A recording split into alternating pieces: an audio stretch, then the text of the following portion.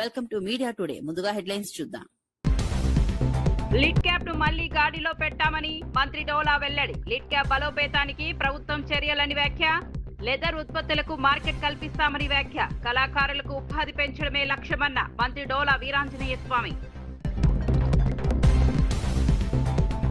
తెలంగాణ ఉద్యమకారులకు గౌరవం కల్పిస్తామన్న పొన్నం. ఉద్యమకారుల గుర్తింపు ప్రక్రియ వేగవంతం చేస్తున్న ప్రభుత్వం. ఉద్యమ చరిత్రను భావితరాలకు అందిస్తామన్న పొన్నం.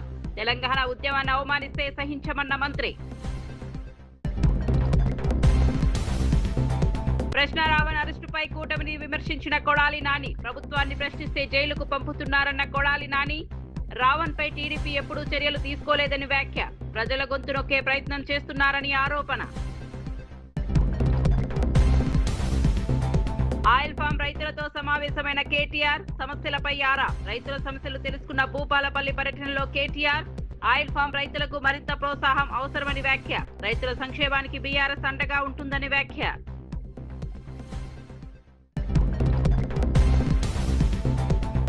లోకేష్ కొరియా పర్యటనపై వైసీపీ ప్రచారాన్ని ఖండించిన రాకేష్. ఏపీకి పెట్టుబడులే లోకేష్ పర్యటన ప్రధాన లక్ష్యమన్న టీడీపీ. అభివృద్ధిపై అసత్య ప్రచారం మానుకోవాలని పిలుపు. లోకేష్ పర్యటన రాష్ట్ర భవిష్యత్తుకు కీలకమని వ్యాఖ్య.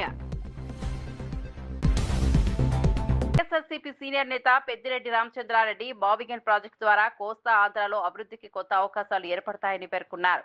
ఈ ప్రాజెక్టు అమలుతో మచిలీపట్నం, కృష్ణా, గుంటూరు జిల్లాతో పాటు పరిసర ప్రాంతాలు కూడా వేగంగా అభివృద్ధి చెందుతాయని అన్నారు. పరిశ్రమలు, మౌలిక సదుపాయాలు, ఉపాధి అవకాశాలు పెరగడానికి ఈ నిర్ణయం దోహదపడుతుందని వివరించారు. మావిగన్ ప్రాజెక్టుకు తమ పార్టీ నాయకులతో పాటు ప్రజల నుంచి కూడా పూర్తి మద్దతు లభిస్తోందని తెలిపారు. అభివృద్ధి అంశాల్లో రాజకీయాలకు అతీతంగా అందరూ సహకరించాలని పిలుపునిచ్చారు. రాష్ట్ర పురోగతికి దోహదపడే ప్రాజెక్టులను స్వాగతించాల్సిన అవసరం ఉందన్నారు. భవిష్యత్తులో ఈ ప్రాజెక్టు ద్వారా వేలాది మందికి ప్రత్యక్ష, పరోక్ష ఉపాధి అవకాశాలు లభిస్తాయని ఆశాభావం వ్యక్తం చేశారు. ప్రాంతీయ అభివృద్ధిని వేగవంతం చేయడంలో మావిగన్ కీలకంగా మారుతుందని పెద్దిరెడ్డి రామచంద్రారెడ్డి తెలిపారు. మరి ఏ విధంగా మేము ఆయన తీసుకొచ్చి ఇక్కడ మాట్లాడించాము? మేము మాట్లాడలేదు కదా. అదేవిధంగా ఎవరైనా ఒక టార్గెట్ చేసి చంపేస్తే వాడు క్రిమినల్, వాడికి ఎందుకు సపోర్ట్ చేస్తారని అడగచ్చా చంద్రబాబు నాయుడు, పవన్ కళ్యాణ్? వైఎస్ఆర్సీపీ ప్రభుత్వ హయాంలో నిర్వీర్యమైన లీడ్ క్యాప్ సంస్థను కూటమి ప్రభుత్వం మళ్లీ గాడిలో పెట్టిందని మంత్రి డోలా శ్రీ బాల వీరాంజనేయ స్వామి తెలిపారు. అమరావతి సచివాలయంలో మంత్రి సవిత, లిడ్ క్యాప్ చైర్మన్ పిల్లి మాణిక్యారావుతో కలిసి లిడ్ క్యాప్ లెదర్ షోరూమ్ ను ప్రారంభించిన అనంతరం ఆయన మాట్లాడారు. గత ప్రభుత్వంలో సంస్థ భూములు కోల్పోయే పరిస్థితి ఏర్పడిందని, కూటమి ప్రభుత్వం వాటిని పరిరక్షించిందని పేర్కొన్నారు. లెదర్ ఉత్పత్తులకు మార్కెట్ కల్పించి సంస్థను లాభాల బాట పట్టించే చర్యలు చేపడుతున్నామని చెప్పారు.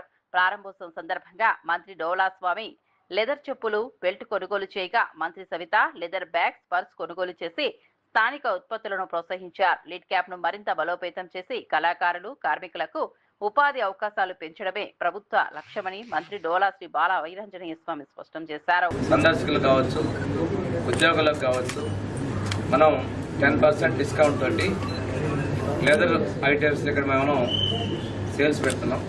ఈ విధంగా చొరవ తీసుకున్నది మా లిడ్ క్యాప్ చైర్మన్ మాణిక్యాలరావు. పూర్తి సహాయ సహకారాల్లో మా సెక్రటరీ నాయక్ గారు, ఎండి ప్రసన్న వెంకటేష్ గారు, సిబ్బందిని నేను మనస్ఫూర్తిగా అభినందిస్తా ఉన్నాను. ప్రజలు కూడా ఇక్కడ వచ్చిన తర్వాత దీని సేవల్ని సద్వినియోగపరచుకోవాలని కోరుకుంటూ, మేము వచ్చేసరికి లిడ్ క్యాప్ అనేది పూర్తి స్థాయిలో అచేతనంగా ఉన్నటువంటి పరిస్థితి.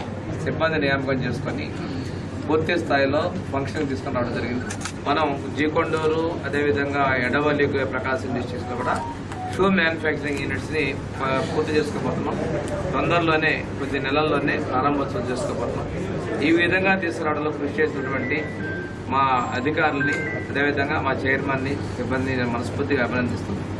దీన్ని సద్వినియోగం కోరుకుంటూ సెలవు తీసుకుంటాను. Thank you. తెలంగాణ రాష్ట్ర సాధన కోసం పోరాడిన ప్రతి ఉద్యమకారుడికి తగిన గుర్తింపు, గౌరవం కల్పించేందుకు ప్రభుత్వం కట్టుబడి ఉందని మంత్రి పొన్నం ప్రభాకర్ తెలిపారు. తెలంగాణ ఉద్యమకారుల గుర్తింపు ప్రక్రియలో భాగంగా అమరవీరుల జ్యోతి ప్రాంగణంలో ప్రత్యేక కమిటీ వరుస సమావేశాలు నిర్వహిస్తోందని చెప్పారు. ఇప్పటికే ఉస్మానియా యూనివర్సిటీ విద్యార్థి జేఏసీ ప్రతినిధులతో సమావేశమైన కమిటీ తాజాగా కాకతీయ యూనివర్సిటీ విద్యార్థి జేఏసీ సభ్యులతో కూడా చర్చలు జరిపిందని వెల్లడించారు. ఉద్యమంలో పాల్గొన్న ప్రతి ఒక్కరి వివరాలను సమగ్రంగా పరిశీలించి తగిన గౌరవం అందించేలా ప్రభుత్వం చర్యలు తీసుకుంటోందన్నారు. తెలంగాణ రాష్ట్ర ఆవిర్భావ పోరాటాన్ని అవమానించేలా ఎవరైనా వ్యాఖ్యలు చేస్తే ప్రభుత్వం సహించదని స్పష్టం చేశారు. ఉద్యమ చరిత్రను భావితరాలకు అందించడంతో పాటు ఉద్యమకారుల సేవను చిరస్థాయిగా నిలిపే కార్యక్రమాలు చేపడతామని మంత్రి పొన్నం ప్రభాకర్ తెలిపారు. వాళ్ళ పట్ల తెలంగాణ ఉద్యమకారులందరూ మూకుమ్మడిగా ఉండాలని కోరుతా ఉన్నాం. ఎందుకంటే తెలంగాణ ఏర్పాటు మనందరూ ఆత్మగౌరవం. ఇవాళ ఏ గౌరవం గుర్తింపు కోసం కొట్లాడుతారో దాన్ని ఒకడు అంటుండు తలుపులు బంద్ చేసుకొని చేసిరంటాడు, ఒకడు పాకిస్తాన్ ఇండియాతో పోలుస్తా ఉన్నాడు, ఇంకోటి అంటా ఉండు ఏదో మేము పెద్ద పాకిస్తాన్. ఎవ్వరు ఇది మా జాగిరే, తెలంగాణ ఉద్యమకారుల జాగిరే, తెలంగాణ ప్రజల జాగిరే. అవసరంగా తెలంగాణ అంశాన్ని అనేక మంది అమరులైనటువంటి వాళ్ళని అగౌరవపరిచే రెచ్చగొట్టే వ్యాఖ్యలు కూడా చేయొద్దని సందర్భంగా కోరుతారు. పోరాటంలో భాగస్వాములుగా తెలంగాణను ఎవ్వరన్నా ఊరుకోం. అది భారతీయ జనతా పార్టీ అధికారం ఉండొచ్చు, లేకపోతే ఇంకోరన్నా కావచ్చు అనే మాట సీరియస్ గా చెప్తాను. BRS working president KTR Jayashankar Bhupalpally జిల్లా పర్యటనలో భాగంగా రేపాక గ్రామంలో ఆయిల్ ఫామ్ సాగు చేస్తున్న రైతులతో సమావేశమయ్యారు. రైతులతో సుదీర్ఘంగా మాట్లాడిన ఆయన వారి సమస్యలను అడిగి తెలుసుకున్నారు. గత బీఆర్ఎస్ ప్రభుత్వం అమలు చేసిన పంటల వైవిధ్యీకరణ విధానంలో రైతులకు కలిగిన ప్రయోజనాలపై చర్చించారు. ప్రస్తుతం ఆయిల్ ఫామ్ సాగులో రైతులు ఎదుర్కొంటున్న ఇబ్బందులు, మార్కెటింగ్, ధరలు, సాగు ఖర్చులు వంటి అంశాలపై అభిప్రాయాలు సేకరించారు. రైతులకు ప్రభుత్వం మరింత ప్రోత్సాహం అందించాల్సిన అవసరం ఉందని పేర్కొన్నారు. వ్యవసాయ రంగాన్ని బలోపేతం చేయడానికి రైతుల సూచనలను పరిగణలోనికి తీసుకురావాలని సూచించారు. రైతుల సంక్షేమం కోసం బీఆర్ఎస్ ఎల్లప్పుడూ అండగా ఉంటుందని కేటీఆర్ హామీ ఇచ్చారు. వ్యవసాయ రంగంలో స్థిరమైన ఆదాయం వచ్చే విధంగా విధానాలు రూపొందించాల్సిన అవసరం ఉందని అభిప్రాయపడ్డారు. రైతు అయితందుకు నామోషి అని చెప్తారు. చదువుకున్న పిల్లలు అనుకో, ఆయనకు వ్యవసాయం చేయాలంటే ఇష్టం ఉండదు, రైతు పిల్లలు ఇవాళ రేపు వ్యవసాయంలోకి వచ్చేందుకు ఇష్టపడతలేరని మాట్లాడతారు. కానీ ఆ పిల్లగాడు చెప్తుంటే సంతోషం ఎక్కడ అనిపించిందంటే, అటు పని చేసుకుంటుండు, సాఫ్ట్వేర్ చదువుకున్నాడు కాబట్టి ఇంజనీరింగ్ పని చేసుకుంటుండు, ఇటు దిక్కు మళ్ళీ ఇక్కడ వచ్చి వ్యవసాయం కూడా చేస్తాడు. వ్యవసాయం అంటే కొత్త తరహా వ్యవసాయం చేస్తాడు. సో అనిల్ లాంటి స్టోరీలు. ఇప్పుడు నెక్స్ట్ మీ పిల్లలు అనుకో, మీ పిల్లలు ఏం చేస్తారు ఇప్పుడు? మా పిల్లలు అది సాఫ్ట్వేర్ అంటారు, ల్యాబ్కి పోతాడు. సాఫ్ట్వేర్ అయినా మీది కూడా? మరి అనిల్ నెంబర్ మాట్లాడతాడు, అనిల్ నెంబర్ మాట్లాడతాడు. మరి అనిల్ తరాలని మీ దగ్గర కూడా మీకెంత ఉంది పొలం? మాకు ఇప్పుడు నేను పెట్టింది అయితే 6 ఎకరాలు పెట్టిండ్రు. 2 ఎకరాలు వేరే కాడ ఉన్నది కానీ దాని బావి లేదు. నీళ్లు బాగా గుంజుతుందా ఇది పంట? అవసరమా? వాటర్ బాగానే ఉంది. వరితో అది వరకు 2-3 ఏళ్ళు ఏందో అనుకున్నా. ఇప్పుడు పంట కష్టాలు ఇక రమణారెడ్డి సార్లు మర్చిపోకుంటే యాది కత్తుండు. సార్ చెప్పింది ఆ సార్ చేసింది ఇదంతా అంతేనా? మాకు ఆ సార్ చేసింది. సంతోషం. ఎకరం పొలానికి పెట్టే నీళ్లు 3 ఎకరాల అమ్మాయికి సరిపోదు. 1 ఎకరం వరి పొలానికి పెట్టేది 3 ఎకరాలకు సరిపోతుందా? ఇంకొకటి ఏంటంటే ప్రకృతితో సంబంధం లేకుండా వర్షాలు పడినా ఎండలు పడినా మనకు ఈ పంటకైతే డ్యామేజ్ అవుతుంది అనేది అయితే లేదు. నష్టం అనేది లేదు. మనకి ఎట్లున్నా కూడా గెలా తీసేసుకుంటారు, అమ్ముకుంటే కొనేస్తారు. అమౌంట్ కూడా 15 days లో ఇస్తారు. అదే వేరే పంటలు చూసుకుంటే వరి కానీ పత్తి కానీ ఇంకా వేరే ఏది చూసుకున్నా కూడా మార్కెటింగ్ మాత్రం చాలా ప్రాబ్లం ఉంది. మిర్చి కానీ ఏదైతే గ్యారంటీ కొనడం గ్యారంటీ ఏదైనా కూడా మనకు మంత్లీ ఒక రేట్ ఫిక్స్ చేస్తున్నారు. ఆ మంత్ బేసిస్ మీద ఆ మంత్ లో మనం ఎన్ని టన్నులు ఇచ్చినా కూడా అన్ని టన్నుల బేస్ మీద మనకు అమౌంట్ వచ్చేస్తుంది రెగ్యులర్. అంటే ఇది కింద మీద ఏదేం లేదా? రేటు కింద మీద పైకి ఓడి కిందికి పెట్టినప్పుడు 12,000 ఉంది సార్, ఇప్పుడు 24,000 ఉంది. మంచి రేటు. ఒకవేళ రైతుకు చాద కాకపోతే 2 ఏళ్ళు ఏం చేయక ఊరుకొని చెట్టు చచ్చిపోతాడు. అలా 2 ఏళ్ళ తర్వాత అయ్యో అందరికి బాగా వస్తాయి పైసలు, నేను మళ్ళీ పెట్టుకుంటా అని మళ్ళీ వాటర్ పెట్టుకుని మళ్ళీ పంట వస్తుంది, చెట్టు చచ్చిపోతుంది. ఇప్పుడు నేను పెడితే మా వాళ్ళు కూడా మొన్నటి దానికి ఎందుకు పెట్టుకున్నావు ఆ కంప అన్నారు. మొన్న నాకు పంట వచ్చేలకు నేను పెడతా కూడా కట్టింది సార్. మా విలేజ్ లో నేను ఒక్కనే పెట్టాను సార్, 6 ఎకరాలు పెట్టిన. 6 ఎకరాలు. మీ పేరు ఏందన్నా? సుదర్శన్ రెడ్డి. సుదర్శన్ రెడ్డి అన్న. ఏ ఊరు? గుమ్మడివెల్లి, టేక్మట్ల మండలం. గుమ్మడివెల్లి. ఎంత దూరం ఉంటుంది ఇక్కడికి? ఇక్కడికి వెళ్ళి 25 కిలోమీటర్లు. 25 కిలోమీటర్లు. నమస్కారం. అయితే మేము పెట్టినాక నా పంట వచ్చేదాకా నేను విఫలం పెట్టామన్నారు. ఇప్పుడు నా పంట చూసి ఇప్పుడు 40 ఎకరాలు తయారయ్యారు. 40 ఎకరాల వాళ్ళు అడ్వాన్స్ కట్టారు. సూపర్. మీ పిల్లలు ఏమంటారు మరి? మా పిల్లలు వాళ్ళు ఏమన్నాగా నేను ఉన్నంతసేపు అయితే నేను చేస్తానని ఉన్నా. 6 ఎకరాలు ఉండే, ఇప్పుడు ఇంకొక 4 ఎకరాలు కొన్నా. 4 ఎకరాలు కూడా మళ్ళీ ఫామ్ అయ్యారు. సో కేసీఆర్ సార్ మంచి ఆలోచన చేసిండు. ఇదని కాదు సార్, ఎవ్రీథింగ్ రైతుకు కానీ సామాన్య ఒక పుట్టిన ఈ పాపకాల నుంచి చనిపోయే ముసలైన వరకు ప్రతి ఇంటికి అడగకుండా కూడా సంక్షేమ పథకాలు వచ్చినాయంటే సార్ మేము అంటే గత భూపాలపల్లిలో ఎందుకు కోపం వచ్చింది మీకు? చెప్పేదంతా ముచ్చట మంచిగానే ఉంది కానీ మరి భూపాలపల్లి ఎందుకు కోపం వచ్చింది? ఆశపడ్డారా? లేక ఏమైంది? ఇదే 2 లక్షల రుణం మాఫీ మీద ఆశపడ్డారా? దేని మీద ఆశపడ్డారు? అంటే పబ్లిక్ నాడి ఏంటంటే 2 సార్లు ఓడిపోయిండు, 2 సార్లు పైసలు ఖర్చు పెట్టిండు. మాజీ మంత్రి కొడాలి నాని ప్రశ్న జోసెఫ్ రావణ్ అరెస్టు వ్యవహారంపై స్పందిస్తూ కూటమి ప్రభుత్వంపై తీవ్ర విమర్శలు చేశారు. రావణ్ తెలుగుదేశం పార్టీకి అనుకూలంగా వ్యవహరించే వ్యక్తి అని, చంద్రబాబు నాయుడు, నారా లోకేష్ బాలకృష్ణకు అనుకూలంగా పనిచేస్తున్నారని ఆరోపించారు. 2 ఏళ్ల క్రితం 2 లక్షల రుణం మాఫీ మీద జోసెఫ్ రావణ్ అరెస్టు వ్యవహారంపై స్పందిస్తూ కూటమి ప్రభుత్వంపై తీవ్ర విమర్శలు చేశారు. రావణ్ తెలుగుదేశం పార్టీకి అనుకూలంగా పనిచేస్తున్నారని ఆరోపించారు. అందుకే టీడీపీ నాయకులపై ఒక్క మాట కూడా మాట్లాడలేదని వ్యాఖ్యానించారు. టీడీపీ ప్రభుత్వం రావణ్పై కేసులు నమోదు చేయలేదని, జనసేనతో కలిసి పోలీస్ స్టేషన్లపై దాడులకు కూడా ప్రయత్నించలేదని అన్నారు. వైఎస్ జగన్ అధికారంలో ఉన్న సమయంలోనూ ప్రతిపక్షంలో ఉన్నప్పుడు రావణ్ తనపై విమర్శలు చేసినా ఎప్పుడూ అణిచివేయలేదని గుర్తు చేశారు. ప్రస్తుతం ప్రభుత్వాన్ని ప్రశ్నించే వారిని కొత్త చట్టాల పేరుతో జైళ్లకు పంపిస్తున్నారని విమర్శించారు. ప్రజల గొంతు నొక్కే ప్రయత్నంలో కూటమి ప్రభుత్వం ఉందని ఆరోపించారు. తమ పార్టీని గొడ్డలి పార్టీ అని విమర్శిస్తున్న చంద్రబాబుకు ప్రజలే తగిన సమాధానం చెబుతారని, ఆయన రాజకీయాలకు రోజులుగా మాట్లాడినటువంటి వ్యక్తులు కాదు. ఎందుకంటే ఈ రాష్ట్రంలో ముఖ్యమంత్రులుగా, ఉప ముఖ్యమంత్రులుగా అనేక రకాలైనటువంటి పదవుల్లో ఉన్నటువంటి వ్యక్తులే అంతకన్నా ఇంకా భయంకరమైనటువంటి భాషలో మాట్లాడినటువంటి పరిస్థితి ఉంది. అతను ఒక సంవత్సరం కాలం నుంచి కూడా పవన్ కళ్యాణ్ ని ముఖ్యంగా ఎక్కువ అతని గురించి మాట్లాడతాం, అతని మీద పోస్టులు పెడతాం, ఇవన్నీ జరుగుతున్నాయి. కాబట్టి ఒక కక్ష కట్టినటువంటి వాతావరణంలో మరి పవన్ కళ్యాణ్ పార్టీ సంబంధించినటువంటి పార్టీ జనసేన కేసులు పెడతాం, అతన్ని పోలీస్ స్టేషన్లకు 4 స్టేషన్లకు తిప్పటం, అక్కడ జనసేన శ్రేణులు దాడికి వెళ్ళటం, అయినా కూడా మరి మేజిస్ట్రేట్లు బెయిల్ ఇవ్వటం వలన కొత్తగా ఉపమా చట్టం అని ఒకటి తీసుకొచ్చి అతను జైలుకి పంపించడం జరిగింది. అదేమంటే రావణ్ అనే అతను వైసీపీకి సంబంధించినటువంటి వ్యక్తి, మా పార్టీకి మేము డబ్బులు ఇచ్చి పనిచేస్తున్నాం అని చెప్తున్నారు. మీరు కనుక ఈ మొత్తం ఈ జరిగినటువంటి సంఘటన కనుక మనం పరిశీలించినట్లయితే తెలుగుదేశం పార్టీ వాళ్ళు ఎక్కడ కేసులు పెట్టలే అతని మీద. తెలుగుదేశం పార్టీ వాళ్ళు ఎక్కడ కూడా పోలీస్ స్టేషన్కి వెళ్ళి దాడులు చేయలే. తెలుగుదేశం పార్టీ ఎక్కడ కూడా అతని గురించి కానీ, అతను సోషల్ మీడియాలో కానీ రావణ్ చెడ్డవాడనో లేకపోతే అతని గురించి ఎక్కడ కూడా విమర్శలు చేయట్లా. ఎవరయ్యే చేసేదంటే తెలుగుదేశం పార్టీకి సంబంధించినటువంటి పేటీఎం బ్యాచ్ మీడియా, ఏది ఏబిఎన్, TV5, మహా న్యూస్, అదేవిధంగా యూట్యూబ్ ఛానల్స్ కొన్ని ఉన్నాయి తెలుగుదేశం పార్టీకి, అవి చేస్తున్నాయి. ఎందుకంటే మరి బిఆర్ నాయుడు గారిని బ్రోకర్ గార్డ్ అని చెప్తాడు ప్రశ్న రావణ్. అదేవిధంగా ఏబిఎన్ రాధాకృష్ణని అమ్మనా బూతులు తిడతాడు, ఒకరిని బ్రోకర్ అని, ఒకడు లోఫర్ అని. ఆ పౌడర్ డబ్బా మన మహా న్యూస్ అయితే కనుక శాంతం ముఠాకోర్ అని చెప్పి. TPCC working president Jagga Reddy Gandhi Bhavan లో మీడియా సమావేశం నిర్వహించి రాష్ట్ర రాజకీయాలు, ప్రభుత్వ కార్యక్రమాలు, ప్రతిపక్ష విమర్శలపై స్పందించారు. కాంగ్రెస్ ప్రభుత్వం ప్రజలకు ఇచ్చిన హామీల అమలుపై దృష్టి సారించి పనిచేస్తోందని తెలిపారు. సంక్షేమం, అభివృద్ధి కార్యక్రమాలను సమాంతరంగా ముందుకు తీసుకెళ్తూ ప్రజల విశ్వాసాన్ని నిలబెట్టుకుంటున్నామని చెప్పారు. ప్రతిపక్ష పార్టీలు వాస్తవాలను పక్కన పెట్టి తప్పుడు ప్రచారం చేస్తున్నాయని విమర్శించారు. ప్రజల సమస్యలను పరిష్కరించడమే ప్రభుత్వ ప్రధాన లక్ష్యమని, ప్రతి శాఖ సమన్వయంతో పనిచేస్తోందని పేర్కొన్నారు. రాష్ట్ర అభివృద్ధికి అడ్డంకులు సృష్టించే రాజకీయాలకు ప్రజలు తగిన సమాధానం చెబుతారని అన్నారు. కాంగ్రెస్ ప్రభుత్వం పారదర్శక పాలనకు కట్టుబడి ఉందని, ప్రజల ఆకాంక్షలకు అనుగుణంగా నిర్ణయాలు తీసుకుంటోందని జగ్గారెడ్డి స్పష్టం చేశారు. అసలు నిన్ను ఇరిగేషన్ మినిస్టర్గా కేసీఆర్ ఎందుకు తొలగించడం జరిగింది?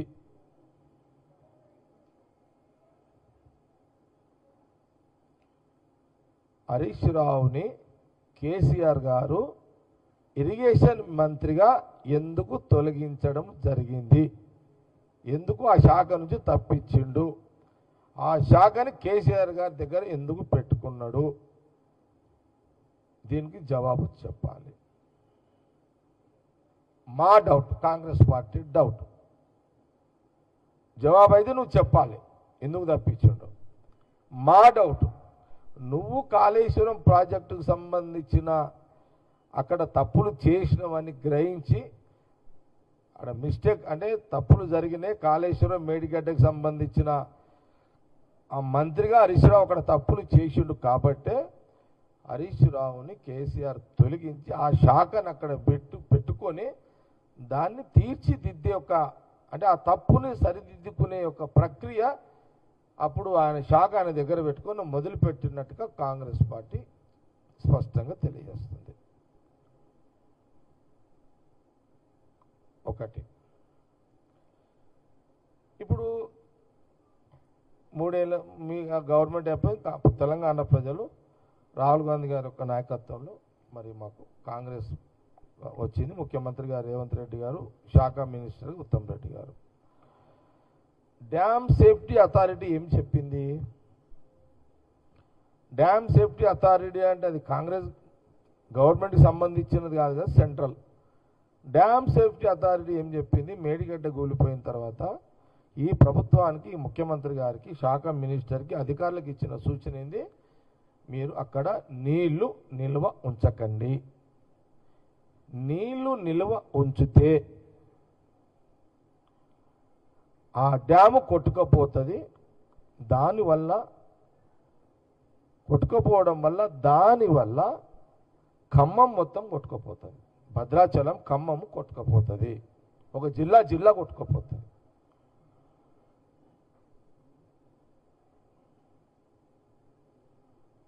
మరి ముఖ్యమంత్రి రేవంత్ రెడ్డి గారు, మినిస్టర్ ఉత్తమ్ రెడ్డి గారు ఏం చేయాలి? మరి నీళ్లు ఆపి డ్యామ్ మొత్తం కూలిపోతే, కొట్టుకపోతే, అంటే ఖమ్మం జిల్లా కొట్టుకపోయినా పర్వాలేదా? ఇదేనా హరీష్ రావు గారి యొక్క ఆలోచన? చెప్పాలి, పర్లేదు, ఖమ్మము ఉమ్మడి జిల్లా భద్రాచలం కొట్టుకపోయినా పర్వాలేదు, నీళ్ళైతే ఆపుండి అని హరీష్ రావు గారు స్టేట్మెంట్ ఇవ్వగలుగుతారా?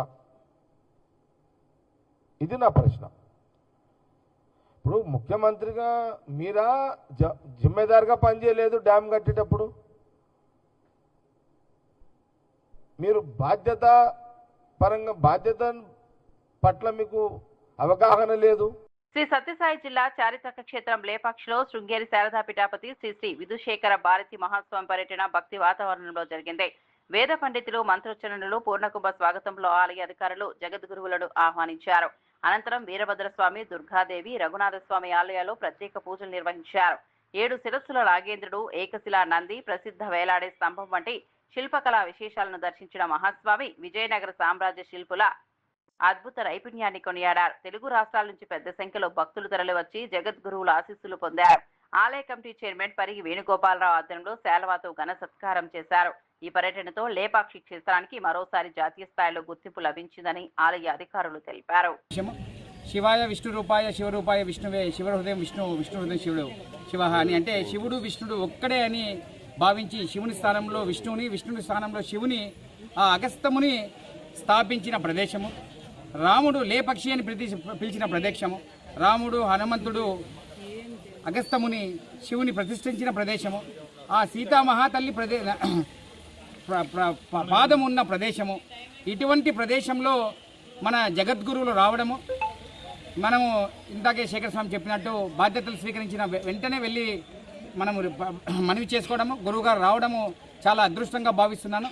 ఇదే సందర్భంగా ఏమైతే మా మీద ఒక సనాతన ధర్మము పాటిస్తారనే ఒక నమ్మకంతో ఎమ్మెల్యే బాలకృష్ణ, నందమూరి బాలకృష్ణ గారు ఈ అవకాశం ఇచ్చారో వారికి, వారి కార్యాలయానికి, మా జిల్లా అధ్యక్షులకు, రాష్ట్ర అధ్యక్షులకు, మంత్రివర్యులు, అదే రకంగా కూటమి వారికి, ముఖ్యంగా పత్రికా విలేకరులు కూడా చక్కగా సమన్వయం చేసుకుంటూ మా ఈఓ గారు, ఆయన టీం, మూర్తి గారు ఆయన టీము, ఆర్కాలజీ రాము గారు, ఆయన రాజేష్ గారు, పురోహితులు, టూరిజం ఇలా చక్కగా సమన్వయం చేసుకుంటూ ఈ ప్రదేశాన్ని అభివృద్ధి చేస్తామని, ముఖ్యంగా భక్తాదులకు వసతులు ఏమైతే బాత్రూమ్లు కావచ్చు ఇలాంటివన్నీ మేము చేస్తామని కూడా మాటిస్తూ స్వల్పకాలిక, దీర్ఘకాలిక లక్ష్యాలు పెట్టుకున్నాము.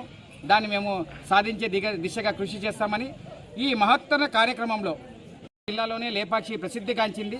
ప్రతి ఒక్కరిది గుడి బడి ఎవరు సొంతం కాదు. కమిటీ అధ్యక్షులుగా వస్తాము, వెళ్తాము చైర్మన్గా. కానీ మీరందరూ కూడా పత్రికా విలేకరులు, ప్రజలు అందరూ కూడా సహకరించి ఏమైతే మా కూటమిలో ఈ స్థలాన్ని అభివృద్ధి చేయాలని ఈవెన్ కేంద్ర ప్రభుత్వంలో కూడా, రాష్ట్ర ప్రభుత్వంలో కూడా ఒక కంకణం కట్టుకున్నారు. నందమూరి బాలకృష్ణ గారి ఆధ్వర్యంలో, మా జిల్లా అధ్యక్షుల ఆధ్వర్యంలో మేము కృషి చేస్తామని ఈ అవకాశం ఇచ్చిన గురువు గారికి మరొకసారి ఆయన పాద చరణములకు వందనములు తెలియజేస్తూ నా పూర్వజన్మ సుకృతంగా భావిస్తూ నేను సెలవు తీసుకుంటున్నాను. ధన్యవాదాలు. రాష్ట్ర మంత్రి తుమ్మల నాగేశ్వరరావు కోనసీమ జిల్లా ప్రసిద్ధ మందపల్లి శనేశ్వర స్వామి ఆలయాన్ని సందర్శించి ప్రత్యేక పూజలు నిర్వహించారు. ఆలయంలో తైలాభిషేకం నిర్వహించిన అనంతరం స్వామివారి ఆశీస్సులు పొందారు. ఈ సందర్భంగా తెలుగు రాష్ట్రాల ప్రజలు సుఖశాంతులతో సుభిక్షంగా ఉండాలని శనేశ్వర స్వామిని ప్రార్థించినట్లు తెలిపారు. ఆలయ అర్చకులు వేద ఆశీర్వచనాలతో మంత్రికి ఆశీర్వాదాలు అందించారు. దర్శనం అనంతరం ఆలయ విశిష్టత, ఆధ్యాత్మిక ప్రాధాన్యంపై వివరాలు అడిగి తెలుసుకున్నారు. భక్తులతో కలిసి స్వామివారిని దర్శించుకుని కొంతసేపు ఆలయ ప్రాంగణంలో గడిపారు.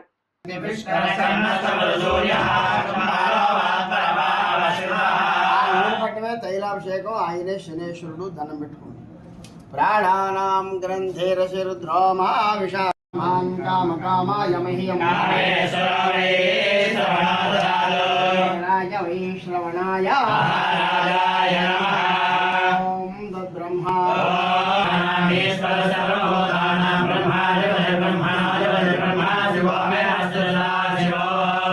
दिव्य मंत्र पुष्पं समर्पयामि अस्य यजमानस्य संकल्प सिद्धिरस्तु समस्त शनिग्रह दोष पीड़ा परिहारो अस्तु आयु आरोग्य ऐश्वर्य अभिवृद्धिरस्तु राजद्वारे राजमुखी सर्वदा दिग्विजयमस्तु अपराधा सहस्राणि क्रियन्ते हर्निशं मया दासोया मिति मामत्वा क्षम మాజీ ముఖ్యమంత్రి డాక్టర్ వైఎస్ రాజశేఖర రెడ్డి జయంతి సందర్భంగా మాజీ మంత్రి కురసాల కన్నబాబు ఘన నివాళులు అర్పించారు.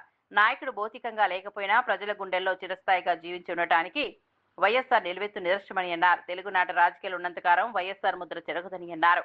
ప్రజా సంక్షేమాన్ని లక్ష్యంగా చేసుకుని ఎన్నో విప్లవాత్మక పథకాలను అమలు చేసిన మహానేతగా ఆయన్ను గుర్తు చేసుకున్నారు.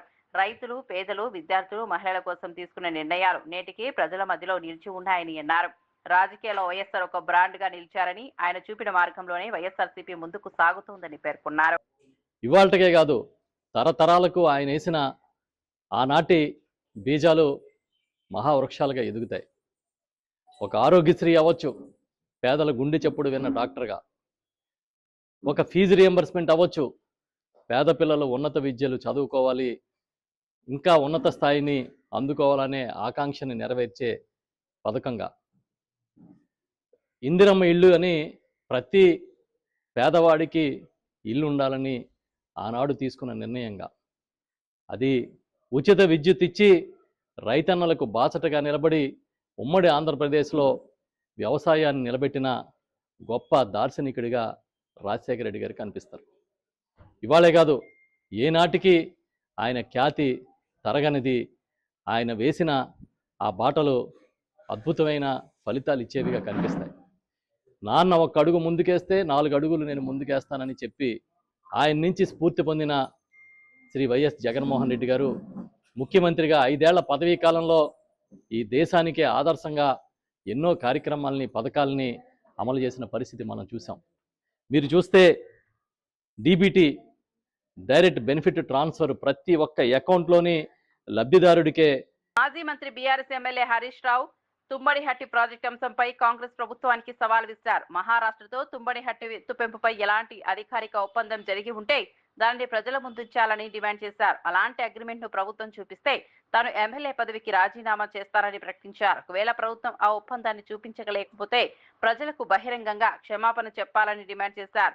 2.5 ఏళ్లుగా మహారాష్ట్ర ముఖ్యమంత్రి అపాయింట్మెంట్ కూడా సాధించలేని ప్రభుత్వం ఇప్పుడు ప్రాజెక్టు పేరుతో రాజకీయ డ్రామాలు చేస్తోందని విమర్శించారు. బీఆర్ఎస్ ప్రభుత్వం అధికారంలో ఉన్నప్పుడు నెల రోజుల్లోనే మహారాష్ట్రతో చర్చలు జరిపి అపాయింట్మెంట్ సాధించారని గుర్తు చేశారు.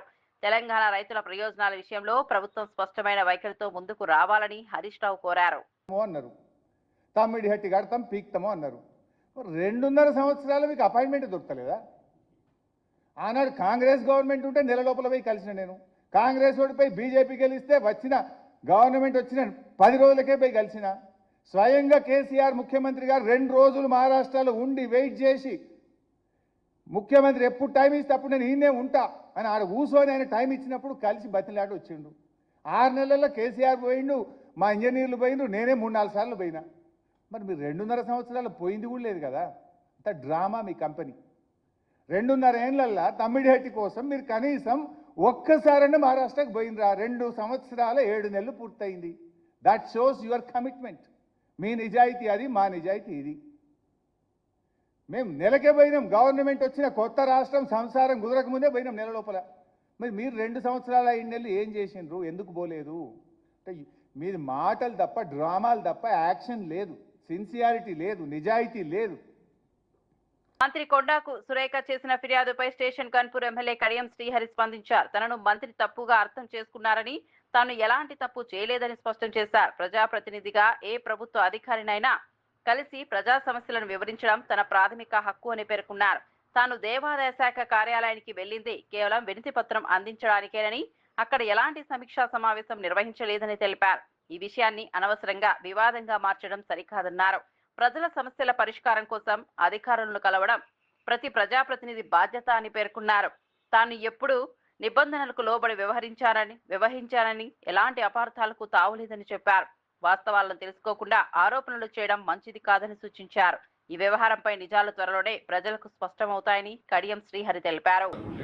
ముఖ్యమంత్రి గారి కలిసి కూడా మనం ఎప్పటికప్పుడు నివేదిస్తుంటాం, విజ్ఞాపన పత్రాలు, వినతి పత్రాలు ఇస్తుంటాం. అది ప్రజాప్రతినిధులకు ఉన్న ఒక ప్రాథమిక హక్కు. ఇవాళ ఒక ఎమ్మెల్సీ కానీ, ఒక ఎంపీ కానీ, ఒక ఎమ్మెల్యే కానీ వాళ్ళకి పరిధులు లేవు.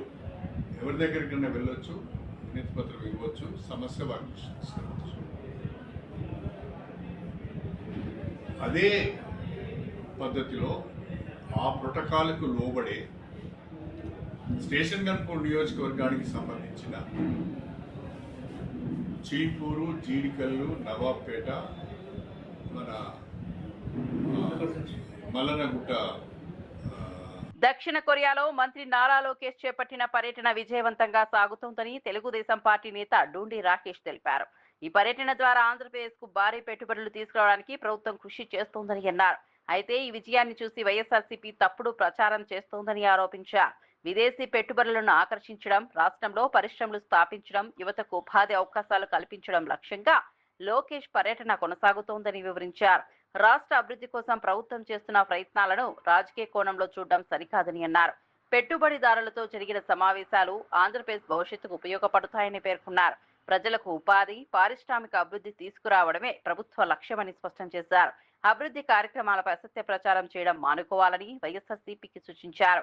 రాష్ట్ర ప్రయోజనాల కోసం ప్రభుత్వం చేపడుతున్న కార్యక్రమాలకు ప్రజలు పూర్తి మద్దతు ఇస్తున్నారని డూండి రాకేష్ తెలిపారు. ప్రధాన ఆదాయ గణనీయంగా పెరిగింది. 2023-24 సంవత్సరంలో 1379.19 కోట్లు ఉన్న ఆదాయం ఈ రోజు 2025-26లో 1503.90 కోట్లకు పెరిగింది. మరి ఆదాయం తగ్గిందా పెరిగిందా? ఏం మాట్లాడుతున్నారు ఈ హాఫ్ టికెట్లు? నేను చెప్తా ఉన్నా, దీని మీద రండి, మాట్లాడదాం. మీరు చెప్తారా, మమ్మల్ని రమ్మంటారా? చెప్పండి. పోనీ అతనింటికి కోతవేడు దూరంలో ఆ రోజు అతను మంత్రిగా ఇదే శాఖకి ఎలగబెట్టిన సమయంలో 3 సింహాలు పోతేనే ఇప్పటిదాకా కేసు లేదు దాని మీద. ఈ రోజు వరకు హనుమంతుడు చెయ్యిరిగిందంటే చెయ్యిరిగితే ఏం పోయింది? 1,00,000 పోద్ది, 10 లక్షలు పోద్ది, మేము కదా పెట్టేదని మాట్లాడిన నాయకులు ఉన్న పార్టీ మీరు కూడా ఈరోజు హిందూ ధర్మం గురించి, దేవాలయాల గురించి మాట్లాడతారంటే దయ్యాలే వేదాలు వల్లిస్తున్నట్టు, దొంగే దొంగ దొంగ అన్నట్టుందని ప్రజలందరూ కూడా నవ్వుకుంటా ఉన్నారు. టీ సెంటర్లో ఇదే చర్చ జరుగుతూ ఉంది. ఈయన కదా దేవాదాయ శాఖ మంత్రిగా ఉన్నప్పుడు అక్కడి నుంచి ఇక్కడ దాకా అనేక గొడవలు, పంచాయతీలు జరిగినాయి. దేవాలయాల్ని కాపాడిన నాదుడు లేడు, దేవాలయాల్ని పరిరక్షణ చేసిన మనిషి లేడు. అటువంటిది ఈరోజు దేవాలయాల గురించి ఈయన వచ్చి ముసుగేసుకొని మాట్లాడుతున్నాడంటే ఏం మాట్లాడాలి? దీని గురించి ప్రజలందరూ కూడా ఆలోచిస్తూ ఉన్నారు. మరి ఈరోజు నేను మళ్ళీ కూడా చెప్తా ఉన్నా, ఒక్క దేవాలయం నువ్వు తీసుకో, నీ ఇంటికి కోతవేటు దూరంలో ఉన్న దుర్గా మల్లేశ్వర స్వామి దేవాలయం తీసుకోండి. అద్భుతంగా ఎంత ప్రక్షాళన చేయటం జరుగుతూ ఉంది, ఏ విధంగా దర్శనాలు జరుగుతూ ఉన్నాయి, ప్రతి ఒక్క భక్తుడు ఏ విధంగా ఆనందం వ్యక్తం చేస్తూ ఉన్నారు. వెళ్ళి అడుగు, క్యూ లైన్ దగ్గర నిలబడు, పబ్లిక్ ఎలా ఉన్నారు, ఎలా జరుగుతుందని చెప్పి తెలుసుకో, నీకు తెలుస్తుంది. అటువంటి ఆదాయాల్లో 2023-24 సంవత్సరంలో 207.16 కోట్లుగా ఉన్న స్థూల ఆదాయం ఈ రోజు 2025-26లో ములుగు జిల్లా కన్నాయిగూడెం మండలం లక్ష్మీపూర్ గ్రామంలో బీఆర్ఎస్ తప్పుడు ప్రచారం చేస్తోందని కాంగ్రెస్ నాయకులు మండిపడ్డారు. బీఆర్ఎస్ నాయకులకే గులాబీ కండువాలు కప్పి కాంగ్రెస్ నుంచి భారీ చేరికలు జరిగాయని ప్రచారం చేయడం సిగ్గుచేటని మండల కాంగ్రెస్ అధ్యక్షుడు జాడి రాంబాబు, జిల్లా నాయకుడు ఎండి అఫ్సర్ పాషా విమర్శించారు. నిజంగా కాంగ్రెస్ నాయకులే అయితే వారికి పార్టీలో ఏదైనా పదవి ఉందని నిరూపించాలని సవాల్ విసిరారు. కన్నాయిగూడెం మండలంలో కాంగ్రెస్ పార్టీ బలంగా ఉందని, గత 10 ఏళ్ల బీఆర్ఎస్ పాలనలో కూడా ప్రజలు కాంగ్రెస్ కు మద్దతు ఇచ్చారని గుర్తు చేశారు. ముఖ్యమంత్రి రేవంత్ రెడ్డి, మంత్రి సీతక్క నేతృత్వంలో ప్రజా సమస్యలు నేరుగా పరిష్కరిస్తూ అభివృద్ధి కార్యక్రమాలు చేపడుతున్న ప్రభుత్వం కాంగ్రెస్దేనని అన్నారు. సీసీ రోడ్లు, డ్రైనేజీలు, ఇందిరమ్మ ఇళ్లు, ఉచిత బస్సు ప్రయాణం, కొత్త పెన్షన్లు, సన్నబియ్యం వంటి పథకాలను ప్రజల్లోకి అందిస్తున్నామని పేర్కొన్నారు. పచ్చిళ్ళు కండవలు కప్పిలని మాయ మాటలు చెప్పకండి. మా నాయకత్వం ఎక్కడికి పోలేదు. మా నాయకులు, మా నాయకత్వం అంతా మా అందరం సమితంగా సమన్యాయంతో ముందుకెళ్లి అభివృద్ధి కార్యక్రమంలో దూసుకెళ్తుంది. మీరు మా సీతక్క గారి ఆధ్వర్యంలో ఇంకెన్నో కార్యక్రమాలు చేసేది ఉన్నది. ఇంకా చేయడానికి మేము ముందంజలో ఉన్నాం. మా జిల్లా నాయకత్వం ఉన్నది, మా అఫ్సర్ పాషా గారు ఉన్నారు, ఇక్కడ ఉన్నటువంటి మా సర్పంచ్ గారు, మా యూత్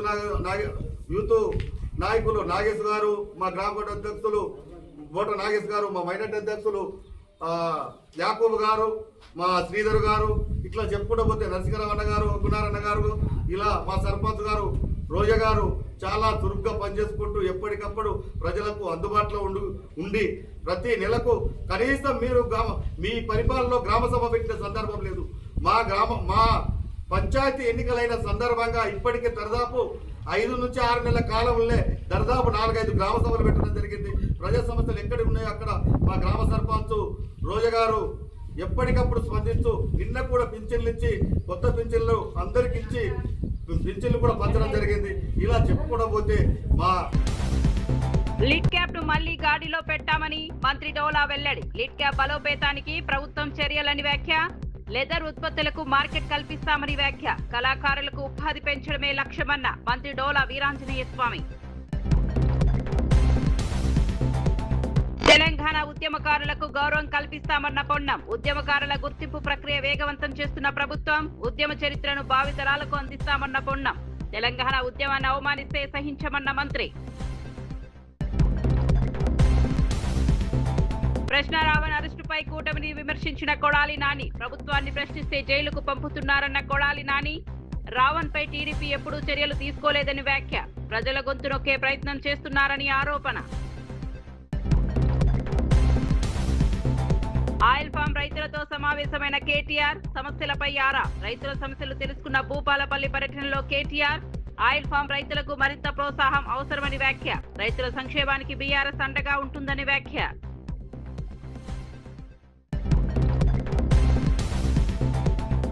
లోకేష్ కొరియా పర్యటనపై వైసీపీ ప్రచారాన్ని ఖండించిన రాకేష్. ఏపీకి పెట్టుబడులే లోకేష్ పర్యటన ప్రధాన లక్ష్యమన్న టీడీపీ. అభివృద్ధిపై అసత్య ప్రచారం మానుకోవాలని పిలుపు. లోకేష్ పర్యటన రాష్ట్ర భవిష్యత్తుకు కీలకమని వ్యాఖ్య. మరిన్ని అప్డేట్స్ కోసం చూస్తూనే ఉండండి.